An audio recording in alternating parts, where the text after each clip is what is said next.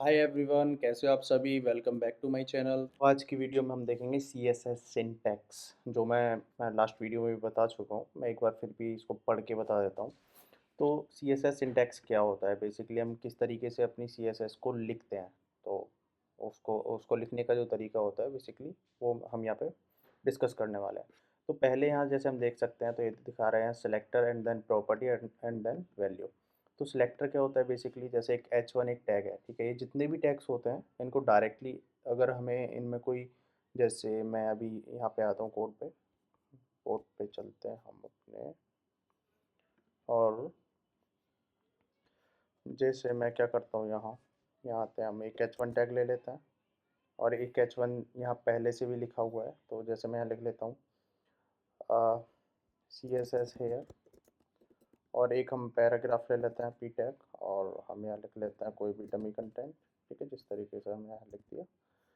तो अब क्या करने वाले हैं हम अपनी एक्सटर्नल जो हमने कनेक्ट करी थी, मैंने बताया था कैसे कनेक्ट करते हैं एक्सटर्नल सीएसएस। तो यहाँ आते हैं, तो यहाँ हम बात करते हैं। तो मैं आता हूँ यहाँ पे। तो पहले हम इसको डिस्कस कर लेते हैं, बेसिकली जो जो क्या सिलेक्टर। तो सिलेक्टर बेसिकली जो भी हमारा टैग का नेम होता है उसको हम सेलेक्टर बोलते हैं। तो जैसे मैं बात करूँ अभी इसका, इसको अगर मेरे को चेंज करना होगा तो बेसिकली ये और ये दोनों H1 टैग है।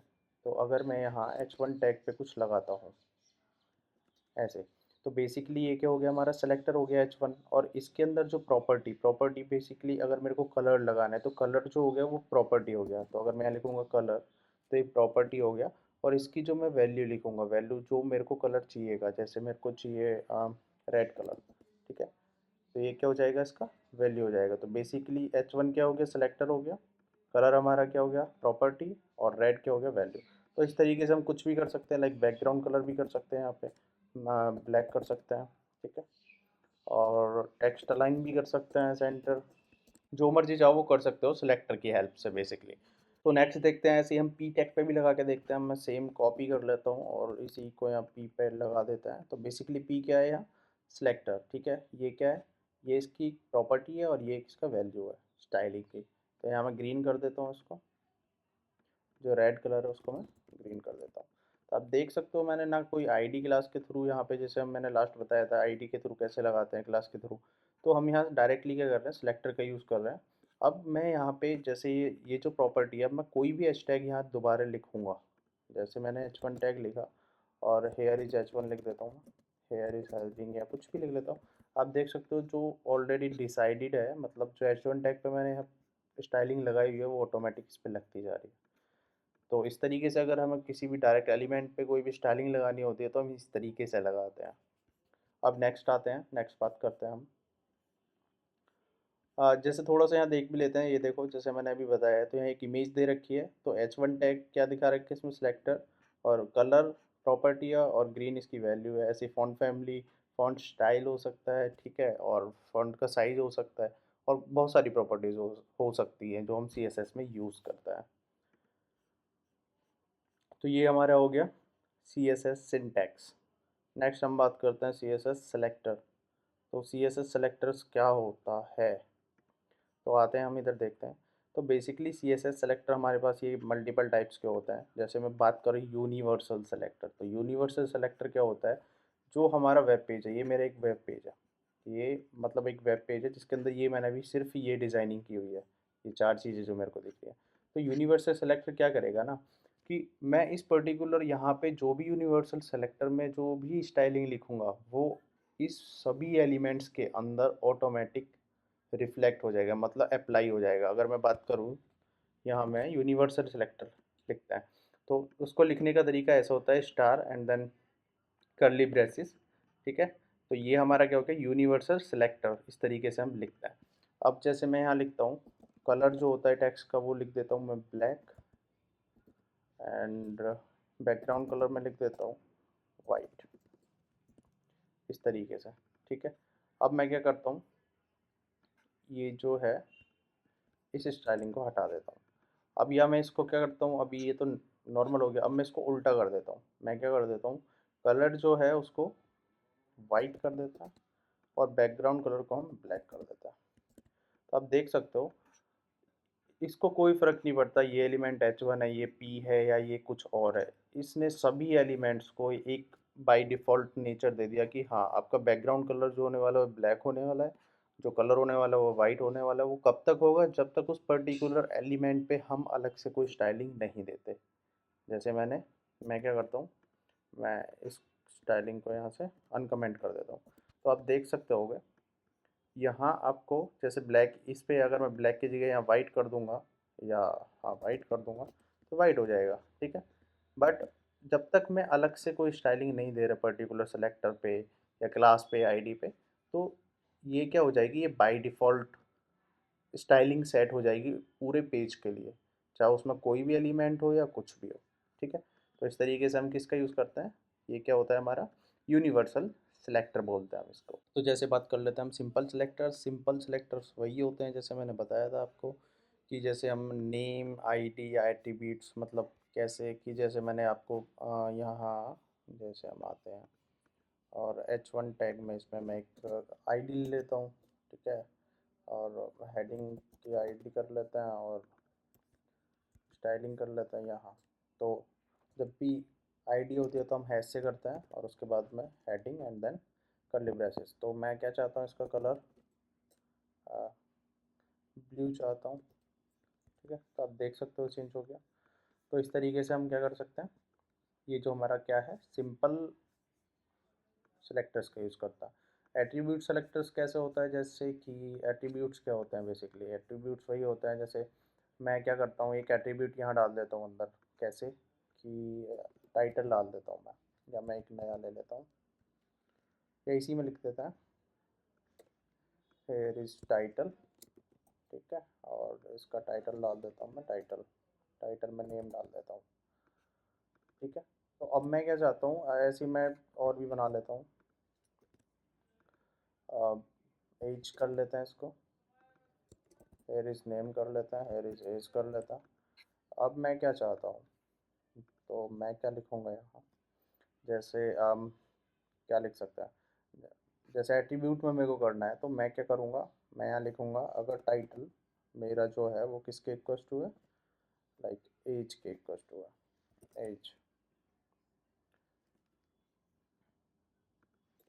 एज है। तो क्या करूँ मैं, कलर कर दूँ एक्वा, एक्वा। तो एज हुआ है, ये नेम नहीं हुआ। अब मैं नेम पे क्या कर देता हूँ, इस तरीके से मैं आता हूँ यहाँ और नेम पे कर देता हूँ कुछ भी। तो मैं चाहता हूँ इसका कलर हो जाए कुछ इस तरीके से, तो आप देख सकते हो गया। तो इस तरीके से हम क्या कर सकते हैं, एट्रीब्यूट सेलेक्ट का यूज़ कर सकते हैं, जिसमें क्या होता है based of the attribute values के बेस पे हम क्या करते हैं अपनी CSS लिखते हैं। तो एक तरीके से कंडीशन हो गई कि टाइटल जब एज होगा या टाइटल जब नेम होगा तभी ये जो CSS है वो अप्लाई होगी, अदरवाइज नहीं होगी, इस तरीके से। तो हम आते हैं नेक्स्ट, नेक्स्ट आते हैं हम pseudo class selector. Pseudo class selector क्या होता है, तो मैं यहाँ आपको बता देता हूँ। तो हम आते हैं यहाँ पे और एक और H1 टैग लेते हैं, यहाँ लिख देते हैं स्यूडो क्लास सेलेक्टर, सेलेक्टर, ठीक है। तो इसमें बेसिकली क्या करता है ना, अब जैसे मैंने ये टैग ले लिया और मैं यहाँ एक कोई भी क्लास ले लेता है, तो मैं स्यूडो के नाम से ले लेता हूँ। स्पेलिंग का एक बार मैं देख लेता हूँ, PSEUDO, तो स्पेलिंग गलत हो, सही कर लेते हैं, PSEUDO, ठीक है, यहाँ भी कर लेता है। तो अब मैं क्या करता हूँ, इस क्लास पे मैं क्या करूँगा, क्या करूँगा मैं इफ़ेक्ट लगाऊंगा। जैसे मैं बात करता हूँ सूडो क्लास सेलेक्टर में क्या क्या होता है, तो बेसिकली यहाँ देखो हूवर होता है, एक्टिव होता है, फोकस होता है, विजिटेड होता है, ये काफ़ी सारे होता है। तो आप यहाँ जाके एक एक चीज़ को पढ़ भी सकते हो डिटेल में। तो जैसे मैं क्या करता हूँ यहाँ ना एक्टिव का बता देता हूँ आपको। तो मैंने क्या किया, आ, मैंने यहाँ सूडो नाम का क्लास बना दिया, तो अब मैं इस क्लास पे CSS लगाऊंगा। तो ये कब काम करेगा, तो बेसिकली क्लास है तो मेरे को डॉट का यूज़ करना पड़ेगा। जब भी हम सूडो क्लास सेलेक्टर का यूज़ करते हैं तो हम बेसिकली डबल लाइक इसका यूज़ करते हैं एंड देन वी कैन अपना जो भी हमें यूज़ करना है, जैसे मेरे को होवर करना है तो ये हमारा क्या हो जाता है, उसका सिंटैक्स हो जाता है। तो यहाँ पर्टिकुलर क्लास या आईडी का नेम या एलिमेंट का नेम होता है सेलेक्टर, और यहाँ बेसिकली आप क्या चीज़ यूज़ करने वाले हो, होवर यूज़ करने वाले हो, फोकस यूज़ करने वाले हो, एक्टिव यूज़ करने वाले हो, क्या यूज़ करने वाले हो, तो वहाँ लिखता है। तो जैसे मैं चाहता हूँ तब भी जब भी मैं मतलब इस पे होवर करूँ, होवर का मतलब इसके ऊपर अपना कर्सर लेके जाऊँ, तो सबसे पहले तो मैं क्या करूँगा, जो कर्सर है उसको पॉइंटर कर दूँगा। मतलब अभी तो वैसा दिख रहा था, यहाँ पे देखो जैसे ऐसे दिख रहा था, अब ये क्या कर रहा है, पॉइंट कर रहा है इसकी तरफ। और मैं चाहता हूँ इसका कलर जो चेंज हो जाए। आप किस कलर में कर देते हैं, इसको चेंज कर लेते हैं हम। इसमें कर लेते हैं ब्लू वॉयलेट में। और बैकग्राउंड कलर भी चेंज कर लेते हैं हम। वो क्या कर लेते हैं, ये कर लेता है। तो अब देखो जब भी मैं जा रहा हूँ तो वो चेंज कर रहा है ये सारी चीज़ें। तो जैसे मैं क्या चाहता हूँ ना, थोड़ा सा मैं चाहता हूँ जैसे यहाँ ये कलर चेंज हो रहा है, मैं यहाँ पे लेके जाऊँ तो ये थोड़ा सा नीचे हो जाए, तो मैं क्या कर सकता हूँ, यहाँ से बैकग्राउंड सेम ही रखता हूँ मैं ब्लैक, और मैं पैडिंग का यूज़ कर लेता हूँ। तो मैं चाहता हूँ जब भी मैं इस पे लेके जाऊँ तो पैडिंग टॉप से 20 पिक्सल ये नीचे आ जाए। तो अगर मैं लेके जा रहा हूँ तो देखो आप नीचे जा रहा है, दिख रहा है इस तरीके से। हम एनिमेशंस का यूज़ कर सकते हैं, वो धीरे धीरे करेंगे, ठीक है। या फिर हम ट्रांजिशन का यूज़ कर सकते हैं, 1 सेकेंड। ये देखो अब स्मूथली जा रहा है वो। अगर मैं ट्रांजिशन हटा देता हूँ यहाँ से, तो अभी देखो ये कैसे जा रहा है, झटके से जा रहा है एकदम। अब मैं यहाँ ट्रांजिशन का यूज़ कर रहा हूँ, तो यहाँ मैं 1 सेकेंड की जगह 2 सेकेंड कर लेता हूँ, तो देखो अब कितने आराम से जाएगा, ठीक है। तो ऐसे बहुत सारी चीज़ें हम कर सकते हैं। तो अब हम नेक्स्ट चलते हैं। नेक्स्ट टॉपिक हमारा क्या है, कॉम्बिनेटर सेलेक्टर। बेसिकली क्या होता है, जो मतलब हम ग्रुप्स बना देते हैं।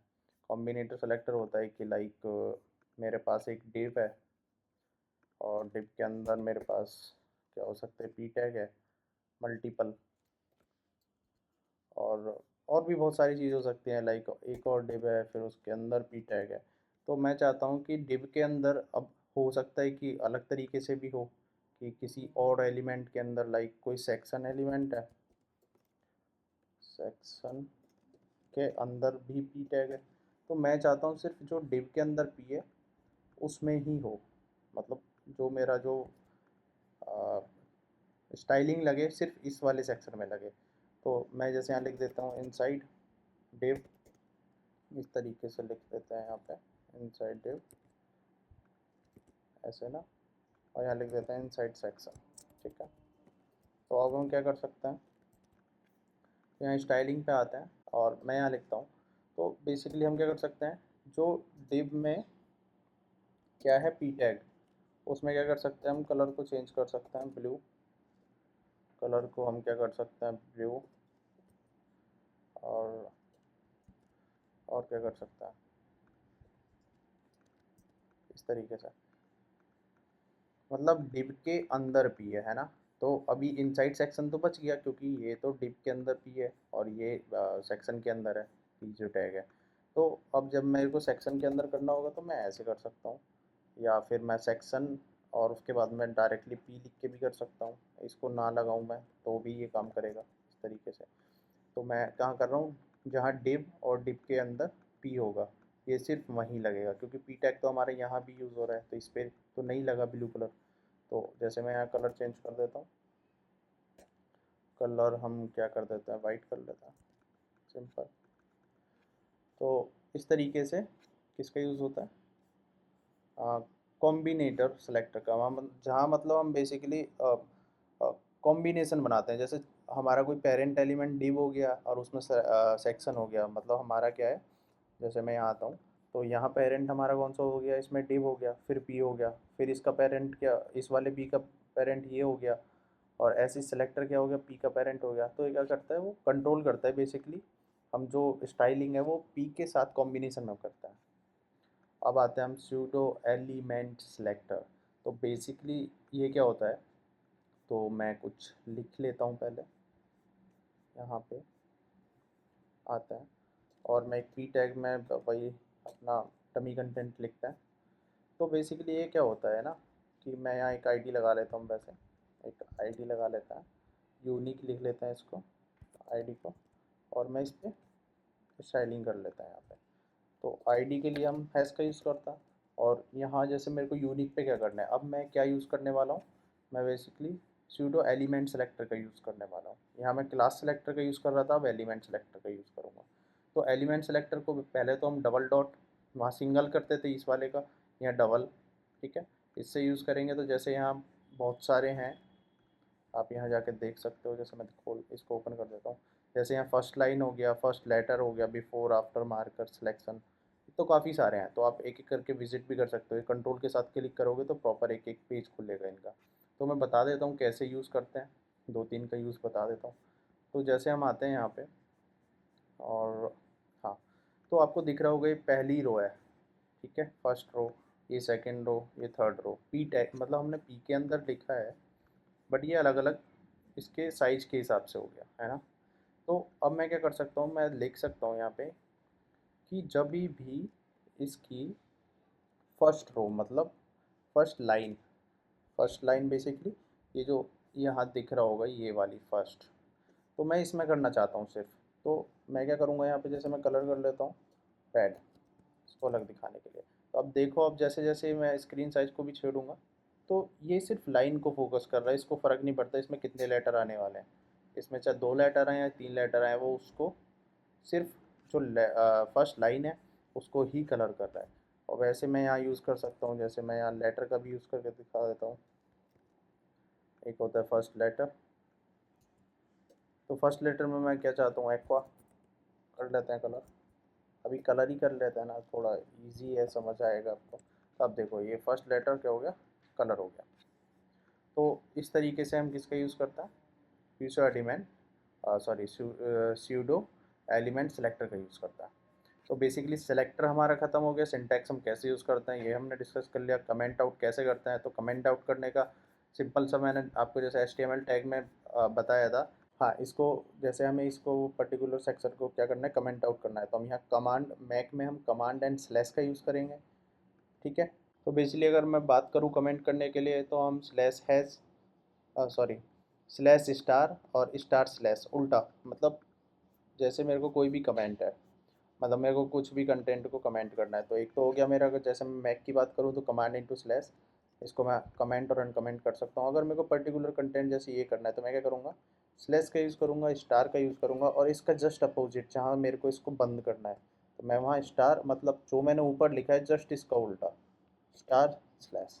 तो ये पर्टिकुलर सेक्शन क्या हो गया, कमेंट आउट हो गया। तो इस तरीके से हम यूज़ कर सकते हैं, ठीक है, कमेंट। तो अभी हमारे चारों सेक्शन, मतलब तीन, आई थिंक तीन ये ख़त्म हो गए, सिंटैक्स, सेलेक्टर एंड कमेंट। तो नेक्स्ट हम ये नेक्स्ट तीन ख़त्म करेंगे नेक्स्ट वीडियो में। तो आज के लिए वीडियो में इतना ही रखते हैं। So thank you so much for today, have a nice day.